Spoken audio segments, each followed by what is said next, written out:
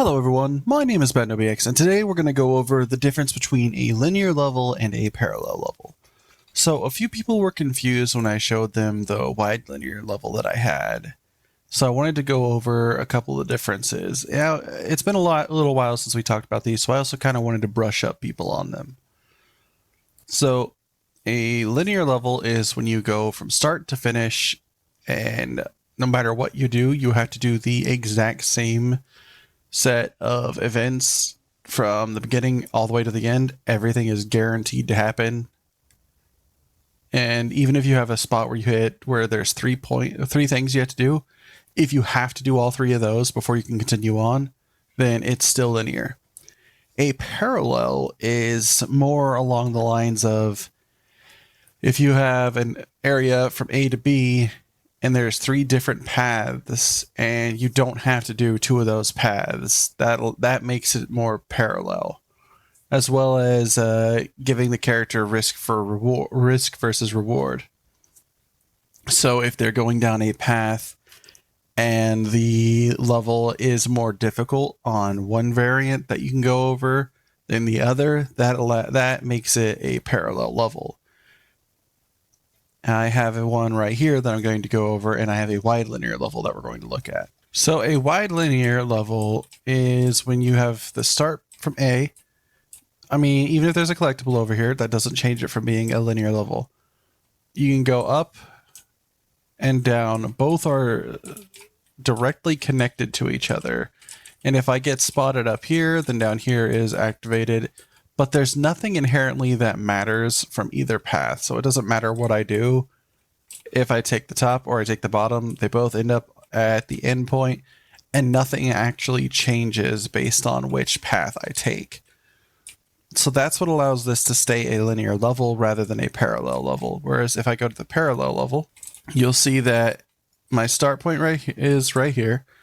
There's three different paths. If I go left, I'll end up right here. I'll do this room and I can get up here and then I can go to the finish.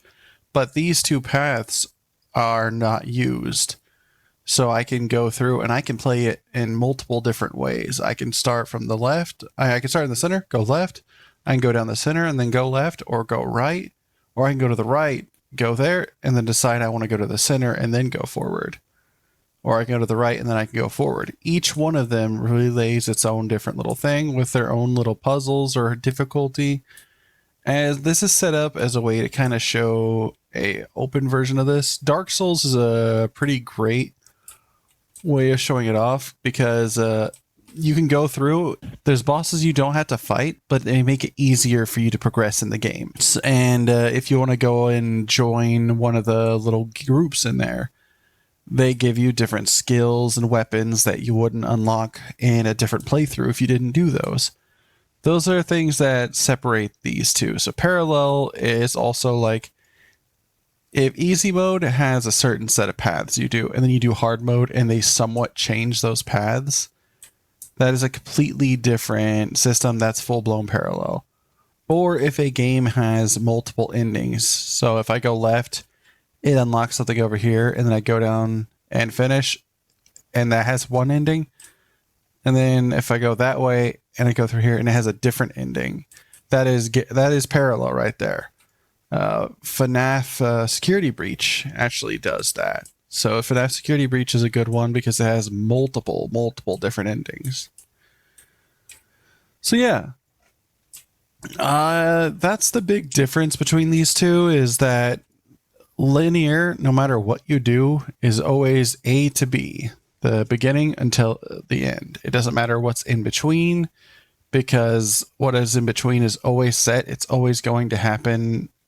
It might have a slight twitch in order, but it's always going to happen. Whereas parallel, things change in your playthrough. So you're not guaranteed to have the same exact playthrough every time. So yeah, little simple concepts, but broken down, they're kind of important to know when you're working on your projects, because if you're looking at a linear game as an example for a parallel game, you might get mixed up ideas and kind of twist what you're doing, which isn't necessarily bad as long as you keep it all together. So yeah, parallel levels are very useful, especially when you have like level systems, like leveling up and everything. and they allow you to get this great setup going. I hope you all enjoyed this video. I hope this helps you understand the difference between linear and parallel levels. Rather basic set, but it's important information that not everyone seems to know. So yeah, I hope you all learned a lot from this video. If you did, please consider hitting like. If you want to see more videos like this, consider hitting subscribe. And other than that, I hope you all have a good night and good luck game developing.